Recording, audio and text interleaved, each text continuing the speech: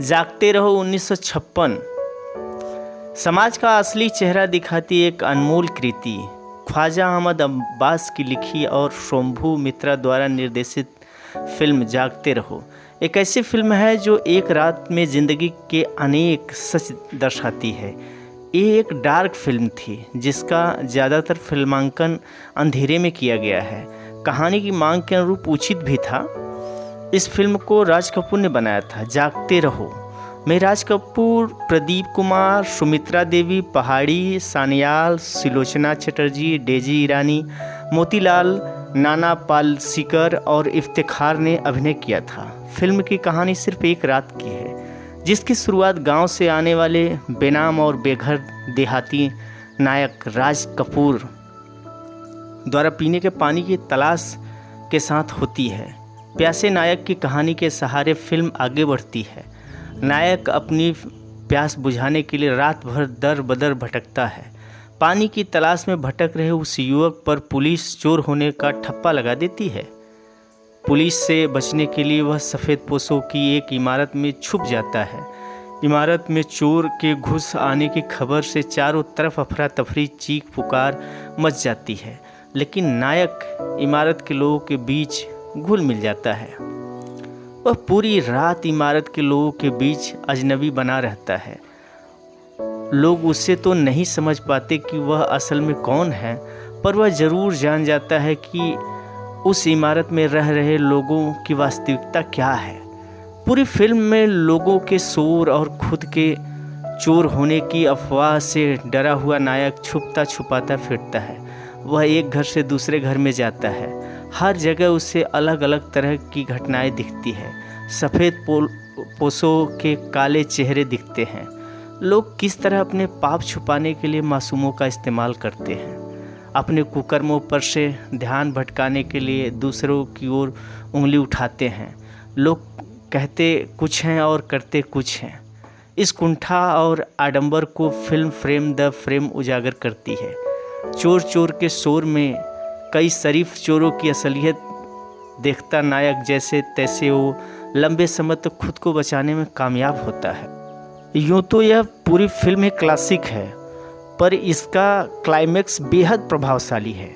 समाज के दोहरे चेहरे उसके चरित्र पर बहुत सारे सवाल छोड़ जाती है। जब नायक भीड़ के गुस्से से बचने के लिए पानी की टंकी पर चढ़ जाता है और अपना गुस्सा और दुख बयां करता है, तो हाथ से व्यंग का पुट लेकर आगे बढ़ रही कहानी अचानक से गंभीर हो जाती है। पूरी फिल्म में लगभग ना के बराबर बोलने वाले नायक का मोनोलॉग कि वह कौन है, शहर में आकर उसने क्या सीखा और शहर में जीने के लिए उसे क्या करना पड़ेगा। भारतीय मध्यम वर्गीय रवैये को दिखाया गया आईना है, उसके चेहरे पर लगाया गया तमाचा है। फिल्म की कहानी और संदेश तो बेमिसाल है ही, इसके गाने भी सदाबहार हैं। फिल्म के 3 गाने आज भी गाहे बगाहे लोगों की ज़ुबान पर आ जाते हैं। सबसे पहला गाना है ज़िंदगी ख्वाब है। मुकेश द्वारा गाए इस गाने को फिल्माया गया है नेचुरल एक्टिंग के शुरुआती पुरोधा मोतीलाल पर। जीवन के फ़लसफ़े को बयां करने वाला गाना गम में डूबे हर आदमी के लिए एंथम सॉन्ग है। जागते रहो की एक ख़ास बात यह भी है कि इस फिल्म में अभिनेता मोतीलाल का अभिनय देखकर आप सहज ही अंदाज़ा लगा सकते हैं कि उन्हें भारत का पहला नेचुरल एक्टर क्यों कहा जाता है। दूसरा मशहूर गाना है तेकी मैं झूठ बोलिया। मोहम्मद रफ़ी साहब ने इसे गाया है। चोर को पकड़ने के लिए पहरा दे रहे पंजाबी समुदाय के लोगों पर इसे फिल्माया गया है। वे वक्त गुजारने के मकसद से इसे समूह रूप से गाते और नाचते हैं। फिल्म का नायक भी इसी समूह का एक हिस्सा बन जाता है। यह गाना एक सामाजिक कटाक्ष है। सुनने के बाद आपको उस दौर के ब्लैक एंड वाइट और 2022 में आज के हिंदुस्तान में ज़्यादा फ़र्क महसूस नहीं होगा। इस गाने की भाषा थोड़ी हिंदी और थोड़ी पंजाबी है, लेकिन समझने में कोई परेशानी नहीं होती है। यह गाना आपको एहसास कराएगा कि हमारी समस्याएं अपरंपार है और उनसे निजात पाने के लिए हमारी कोई दिलचस्पी नहीं है। इस फिल्म में कोई भी नायिका नहीं थी। ये एक नायिका विहीन फिल्म थी। सिर्फ फिल्म के अंत में जब सुबह होती है तो नायिका नरगिस नायक राज कपूर को पानी पिलाती नजर आती है। नरगिस आर के फिल्म्स में अंतिम बार जागते रहो में ही नजर आई थी, लेकिन फिल्म की कहानी से नायिका का कोई तालमेल नहीं है। अंतिम दृश्य का गीत कहानी को 4 चांद लगा देता है। इस फिल्म का तीसरा और संभवतः सबसे मशहूर गाना है जागो मोहन प्यारे। यह गाना फिल्म को एक पॉजिटिव मैसेज के साथ ख़त्म करने में मदद करता है। इस गाने के साथ ही मेहमान भूमिका में नरगिस की एंट्री होती है। नायक की रात भर की दर्द भरी जिंदगी को राहत मिलती है जब वह खुद को बचाते हुए एक घर में प्रवेश करता है। उसका स्वागत एक छोटा बच्चा करता है। बच्चा पूछता भी है कि तुम चोर हो, लेकिन डरता नहीं। घर के सारे दरवाजे खोलता है और डरे हुए नायक को आगे जाने देता है। यह एक ऐसा दृश्य है जहां फिल्म में आपको सामाजिक संतुलन नजर आएगा। एक ही तरह के दो लोगों के मिलने पर क्या होता है। फिल्म खत्म होते होते नायक की प्यास बुझ जाती है जब मंदिर में गा रही नरगिस उसे पानी पिलाती है। जागते रहो अपने दौर की बेहतरीन फिल्म थी। आप इसे आज के दौर से रिलेट करके देखेंगे तो यह अब भी नई लगेगी। भारत जैसे हिपोक्रेट समाज के संदर्भ में इसकी कहानी कभी पुरानी नहीं होती। अगर आप फिल्मों के शौकीन हैं तो आपको यह फिल्म निराश नहीं करेगी।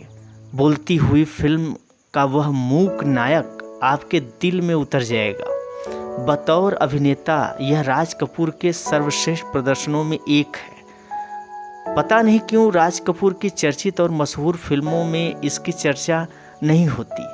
बड़े से बड़े फिल्म के जानकार भी इस फिल्म की खास चर्चा नहीं करते, जबकि इस तरह की फिल्में को समाज के हित के लिए ज़्यादा से ज़्यादा लोगों को देखने के लिए प्रोत्साहित करना चाहिए।